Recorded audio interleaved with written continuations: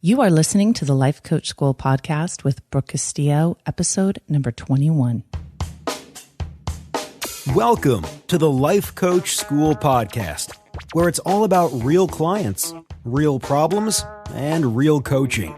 And now, your host, Master Coach Instructor, Brooke Castillo. Hi, everybody. Welcome to the podcast. I'm really stoked that you're here.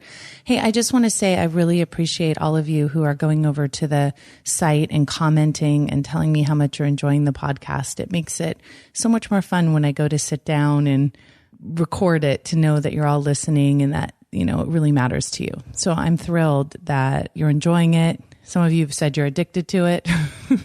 I don't know if that's a good addiction, I guess. So anyway, thank you so much. And thank you so much for all the reviews. I know for me, I listen to a lot of podcasts. I love listening to them in my car. And I know that it's difficult for me to get back to my computer, look them up and write a review. But I really do try and do that because I know that everyone's doing their podcast for free.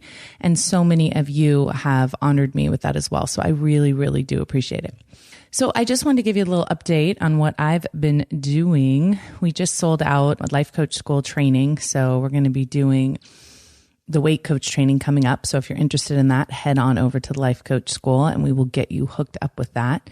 I've also been working a lot with my coaches on helping them build their businesses and working on their marketing. So that's what I've been up to, and I've been enjoying every single second of it. Also planning the mastermind weekend we're going to have next year in March, securing all of the beautiful venues that we're going to have for that. So summer's over, kids are back at school. I hope you guys are all settled in. Today, I'm going to talk to you about jealousy. And the reason I'm going to talk to you about jealousy is because Sam asked me to. Sam sent me an email and I want to read you the email. And then we're going to talk about jealousy today because I think it's something that, a lot of people are working on. So let me start by reading Sam's email. He says, "Hey, Brooke, first off, thanks for the great series of podcasts you're putting out. I listen to them religiously, and I listen to some more than once just to digest the tools. I also recommended it to my wife, who's also a fan now. Thank you." Well, thank you, Sam. I appreciate it. So he has a question on a topic I don't believe I've heard you address in any of the 18 episodes so far. My question is how to handle the emotion of jealousy. It's a negative emotion. It's not useful many times and only drains and adds to self-doubt and goes in a negative spiral that is self-defeating. For me, it comes in two forms. Number one, jealousy of those who are ahead of you. So let me give you an example so it's easy to relate. Imagine there was this other life coach who started her podcast in 2006.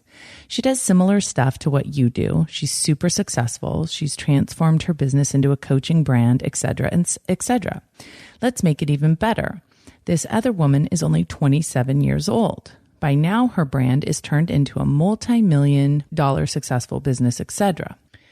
When such a scenario happens to me, I can't help but feel jealous. I try to calm myself down by reminding myself that we had different starting points. So them being ahead of me is okay. They started in this business before me. This perspective somewhat works for me. Brooke, how do you handle this? What mindsets or perspective do you bring to deal with this emotion? The second type of jealousy is of those who are at your level or even below. It comes as a result of me being super competitive, something I can't change, unfortunately. So again, let me give you an example so it's easier to relate. Imagine a new person comes on iTunes with a podcast that is very similar to yours. After you have put out a successful 18 episodes, she starts tomorrow. She puts out a series of episodes. She gets lucky or knew how to market the product, etc. For me, when something like this happens, I get an initial bite or blow of jealousy. Why, I would ask? I worked harder and longer to get where I am. And here is this person getting to my level right away. This type of jealousy, I still don't know how to handle it. I tried to remind myself that we have different situations. The person got where I am, but doesn't mean we'll end up in the same place. It doesn't resonate well with me yet. Any thoughts on what perspectives or mindsets would be helpful here are appreciated. Thanks again for all the great work you're doing, Sam. So Sam, first of all, I have to call you out because you said here that you're a very competitive person and you can't change. And I just have to point out that of course you can change if you want to. You don't want to change, and that's cool by me. I'm a very competitive person too. You should see me on the sidelines at the soccer field with my 14-year-old or my 13-year-old playing soccer. It might as well be the World Cup. But that's a whole nother podcast. So let's stick with this one and let's talk about jealousy. So ever since I got your email, I've been thinking a lot about it. And one of the things that I thought was so interesting was that I don't really feel jealous ever. I feel a lot of other negative emotions, don't get me wrong, but jealous just isn't one that I feel. And so I started thinking about it. I think part of the reason I don't feel jealous is my husband isn't flirting with other women. I think that would make me feel very jealous. I think if, he was interested in other women, that would probably do it for me. I'm not saying it wouldn't, but he's not like that at all. So I don't have jealousy in that area. And I'm never jealous of someone else's success. And I think that I used to feel actually a lot of jealousy, and it was never about someone else's success the way you've brought it up here. But I used to be jealous like of other women who were really thin. Any woman that was thinner than me, I was jealous of, and any woman that I thought was beautiful.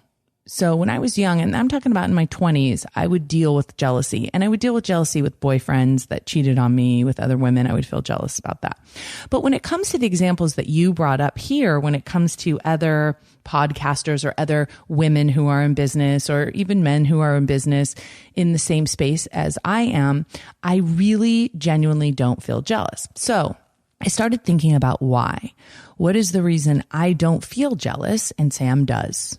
Because it's definitely one of those emotions that is built in. It's hardwired into us. I mean, even little children get jealous, right? It's not something that hasn't been around. It's something that, we have when we're very young. And so I really wanted to define it in a way that helped us understand it. So I want you to know I spent a lot of time preparing for this podcast because I really wanted to understand it in a way that would be useful to both of us, me when I'm teaching it and you when you're feeling it, because jealousy does not feel good and it does not serve us. So here's what I came up with. What is jealousy? So here's what I wrote. When someone else wins, gets what you want, or has what you want. When you believe you can't have it or something equal or better. I think the word competition is a good word for us to use there, because I think it's competition, but feeling like when someone wins that you're jealous of their trophy. You're jealous of them winning the game. And they now have something that you believe you can't have. They're in some way winning and you're losing. And I think for me, when it comes to business, I don't feel that way. I don't feel like when someone has a really successful podcast or someone has a really successful business that they are winning and I'm losing. I think there's plenty of time for everybody to win. And I'm really not just saying that. I really do believe that. So I wanted to think about your mind for a while, Sam, and think what you must be thinking that you don't think that way. Right? And here's what I came up with. I think jealousy comes from scarcity, from the idea that one person gets the prize and there's only one prize. So I think that's why, like with my husband, if my husband was flirting with someone else or I thought he was interested in another woman, I think I would feel jealous in that situation because he is my prize, right? And he's the only prize. And I think I would feel if someone else quote unquote won him or got him, I think I would feel like, yeah, there is only one of him and I'm never going to get him back. So I think I would feel jealous in that situation. That's not to say that I would feel jealous long term, because here's the truth. And if I step back and think about it, if my husband was interested in another woman, if my husband wanted to be with another woman, then he wouldn't be the same man I know and love now. Right? One of the reasons why I love Chris so much is because he is so into me. So if he was into someone else, he wouldn't be in the same space. I wouldn't be connected to him in the same way. So I hope that makes sense. But I think in the examples that you've given, you've created this scenario where there is only one prize. That if someone's ahead of the game and they're getting there faster, or it's taken them less time to get what you have, that somehow you're going to get less. right? And I think that that comes from a place of scarcity, a place of believing that there's a limited prize, or that if someone gets it and gets more of it than you do, or gets there faster, that in some way they're better. Now stay with me on this, because I want to give you an example of how this happened with me. So when I was younger, I told you before, I used to be very jealous of thin people. I thought thin people had it all figured out, right? I thought that they had happiness and they had everything that anyone could ever want in the world. I always used to think it was weird when thin people would be talking about anything other than how thin they were. I always felt like, whoa, shouldn't we just be talking about your body right now? Because that's what I'm obsessed with. I'm obsessed with why you're so thin and how amazing your body is. And of course, that's not what they were thinking about at all, but I was very jealous of them. And one of the people that I used to be quite jealous of was Whitney Houston. And I used to think about, because she's so thin and so talented, and I used to think, wow, if I could only be Whitney Houston, if I could only be that thin, I would be so happy. She's so much happier than I am, right? And I used to believe that so deeply, that her thinness brought her happiness, right? And I think that's what we do when we become jealous of other people. We see their success, whatever version of success we're creating in our minds of them.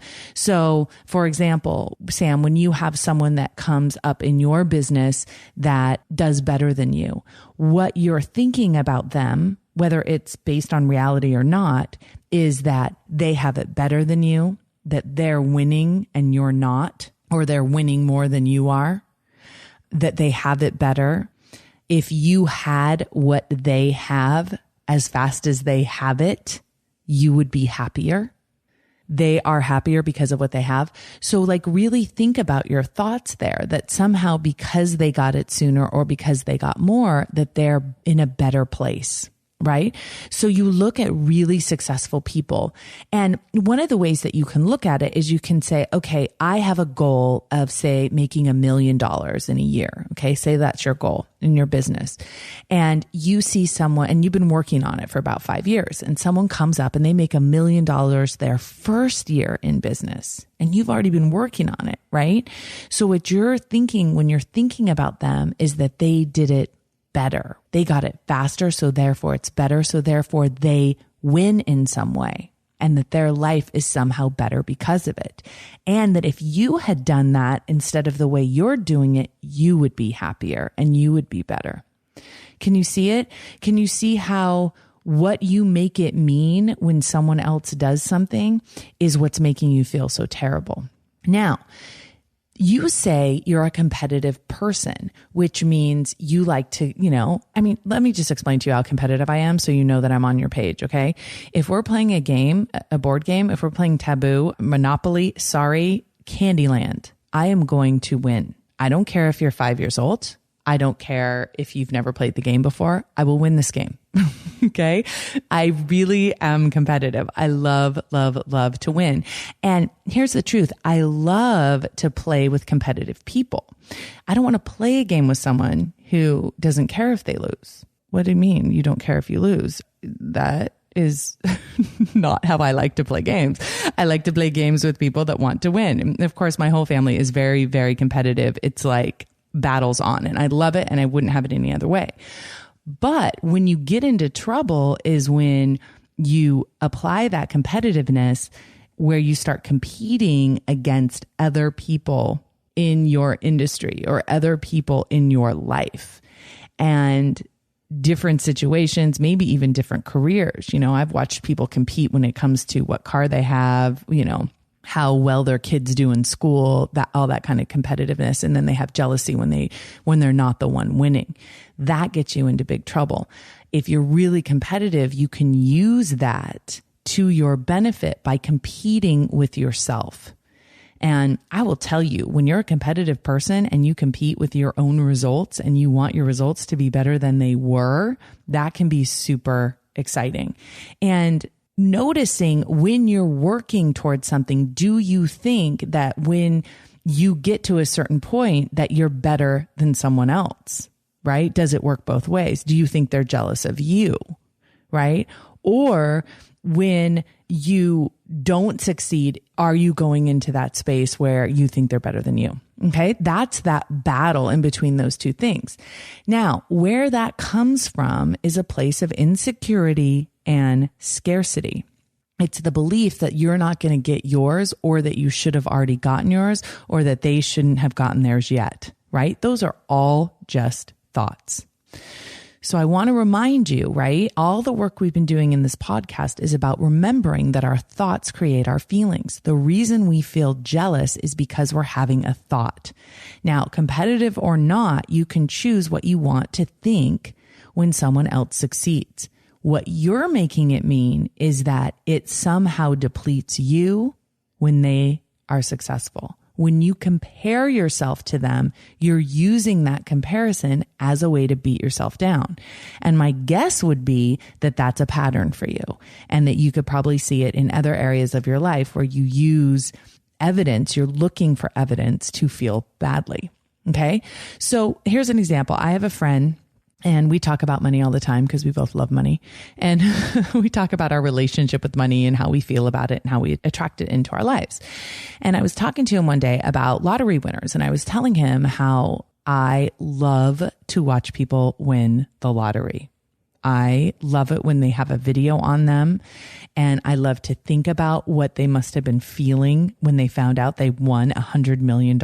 I love to talk about people and what they must be feeling when they win $100 million, and what thoughts must be going on in their mind and how they're creating this scenario in their brain.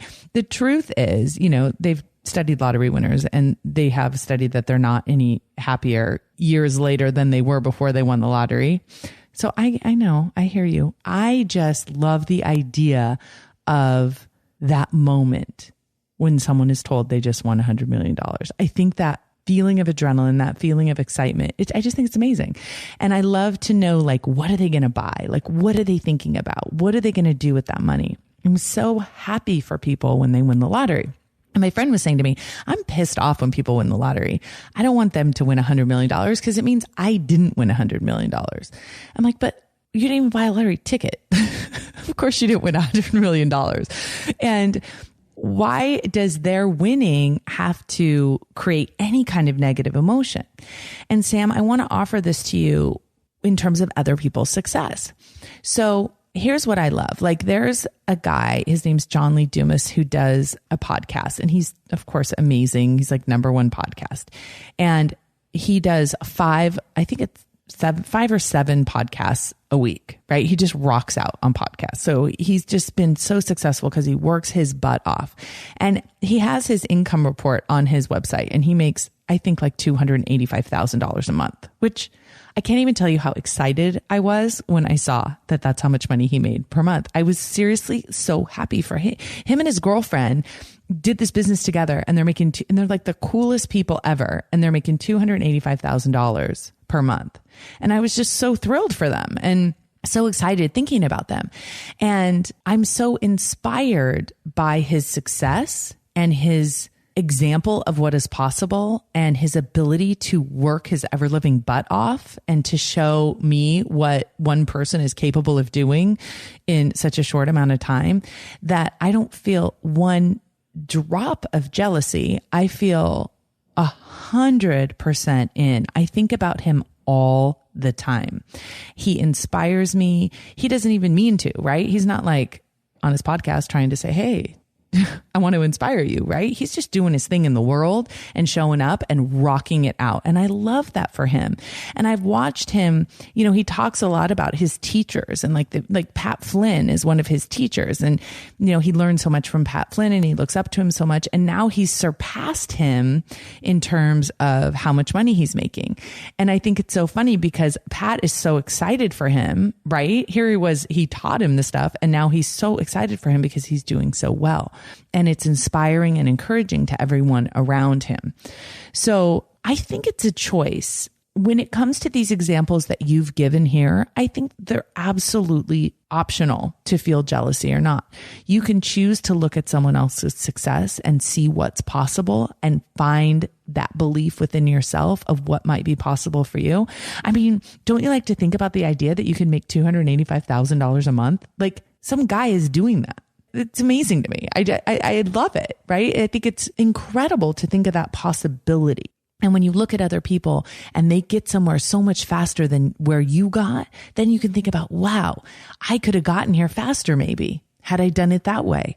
I wonder what I could do to get even faster. And that's what I think being competitive can be. It can make you better. If you know your competition in your mind is you, right? Then you can go, okay, you can look to someone else for inspiration. And then you can ask yourself, can I do this work faster than I did it last year? And kind of put yourself up against yourself when it comes to what you're creating and what you're doing in your life.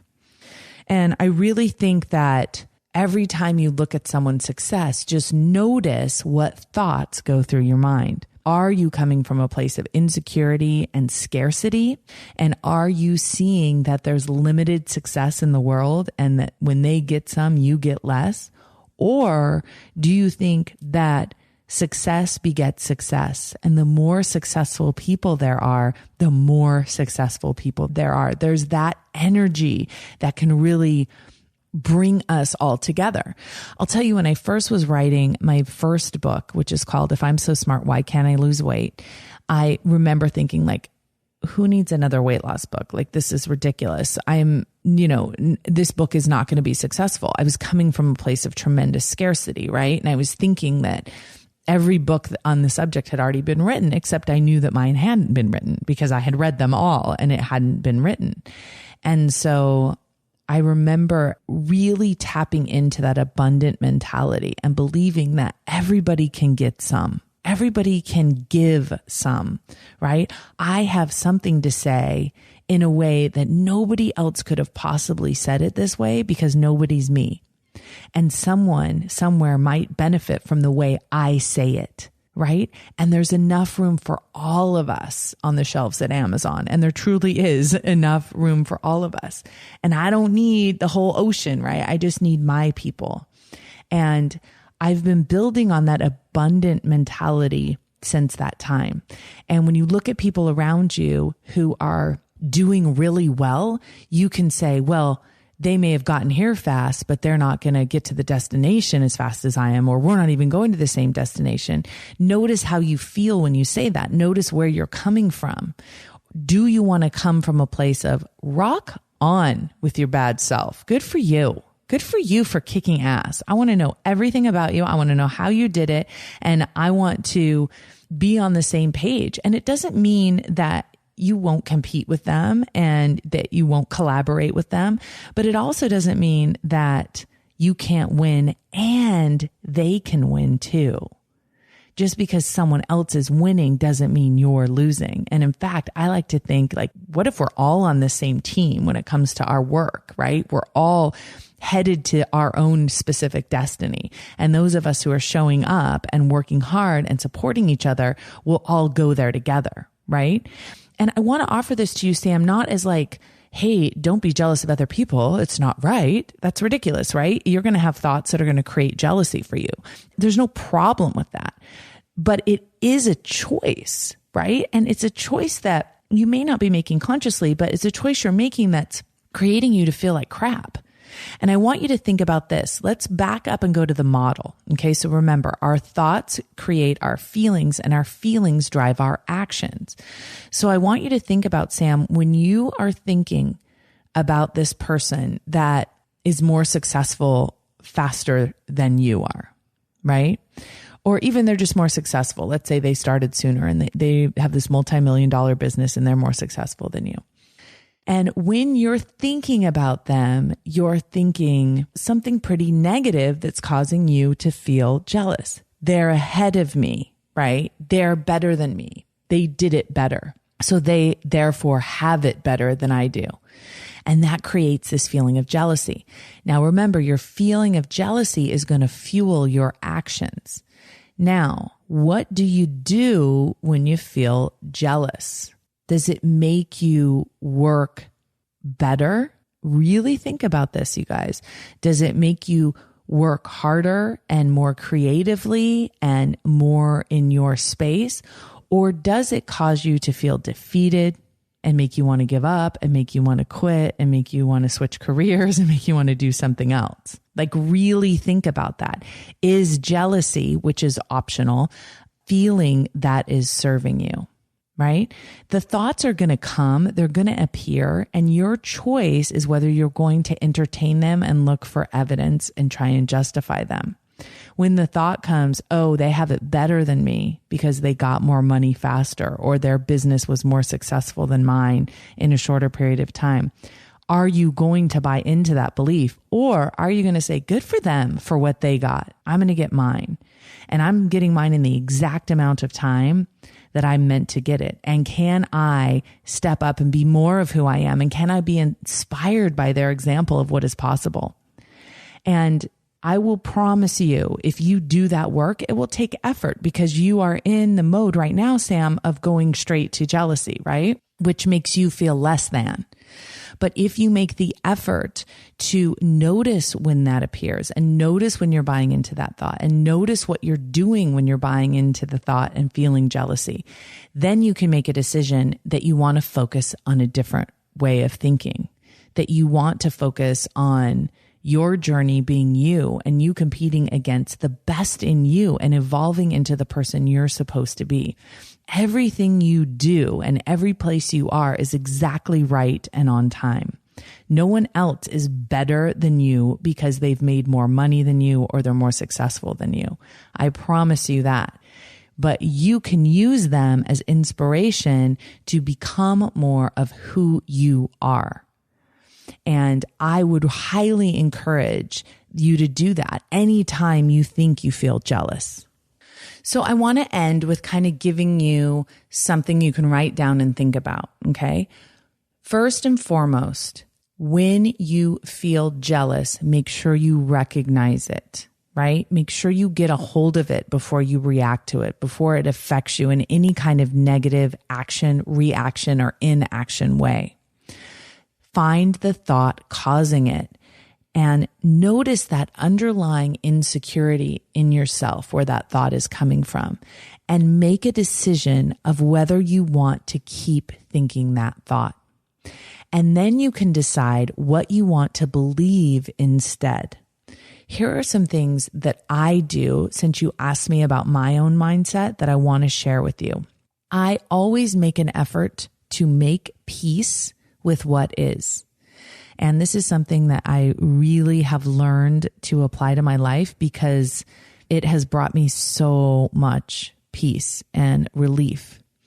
And so if someone else is a multimillionaire in a quarter of the time that it took me to do that same thing, then I know that all is right with the universe. That's exactly what was meant to happen.